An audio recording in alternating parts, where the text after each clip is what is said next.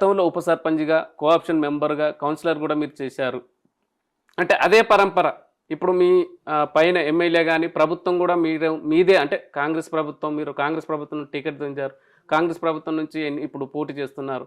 అంటే ఇంకా ఎమ్మెల్యే గారితో ప్రత్యేకంగా మీకున్న అనుబంధం ఏముంది? ఎమ్మెల్యే గారితో అనుబంధం ఉన్నదండి. గతంలో కూడా వారు ఉద్యమంలో పనిచేసినప్పుడు వారితోటి మాకు పరిచయం ఉన్నది.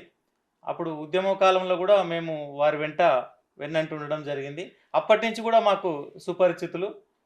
ఆ నమ్మకంతో ఇంకా కూడా వారితోటి ఎక్కువ నిధులు వాళ్ళ దగ్గర మాకు కొట్లాడేంత చనువు కూడా ఎమ్మెల్యే దగ్గర మాకు ఉందండి.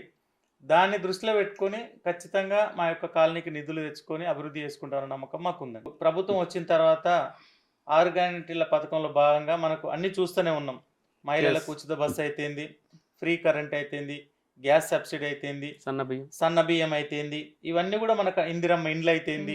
ఇప్పుడు మనకు గతంలో 10 సంవత్సరాలు ఉన్నప్పుడు కూడా మోత్కూరే తీసుకుందామండి, మా వార్డే తీసుకుందాము, ఒక్క ఇందిరమ్మ ఇల్లు కూడా ఒకటి రాలేకపోయింది, రేషన్ కార్డు కూడా రాలేకపోయింది. ఇప్పుడు మా మోత్కూరు టౌన్కి వచ్చినాయి, ఇప్పుడు రేషన్ కార్డులు అందరికి వచ్చినాయి, అన్ని బ్రహ్మాండంగా చేసుకుంటున్నాం. మాకు ముఖ్యంగా పద్మశాలి కాలనీ, వడ్డరి కాలనీ, అట్లే పోతే డ్రైవర్స్ కాలనీ, కొంత భాగం ఓల్డ్ సినిమా టాకీస్ ఏరియా, కొంత భాగం Venkateswara colony area, sacred heart school దగ్గర కొంత భాగం, సుందరయ్య కాలనీ, ఒక మెయిన్ రోడ్ ఏరియా తప్ప మాకున్నటువంటి ఈ వార్డులో ఉన్నటువంటి కాలనీలు అన్నీ కూడా పూర్, అన్నీ మధ్యతరగతి కుటుంబీకులు ఉన్నాయి.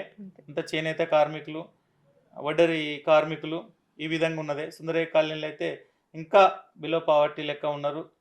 రిక్షా దొక్కుకునే వాళ్ళు, డైలీ వాజ్ కూలీ చేసుకునే వాళ్ళు, వాళ్ళందరూ కూడా ఉన్నారు. వాళ్ళందరి సహకారం కూడా నేను వాళ్ళకు ఒక 20-30 ఏళ్ళ సంది వాళ్ళకి నేను సుపరిచితుని, వాళ్ళు నాకు అట్లా ఉన్నారు. ఖచ్చితంగా వాళ్ళందరి సహకారంతో మేము తప్పకుండా గెలుస్తామండి.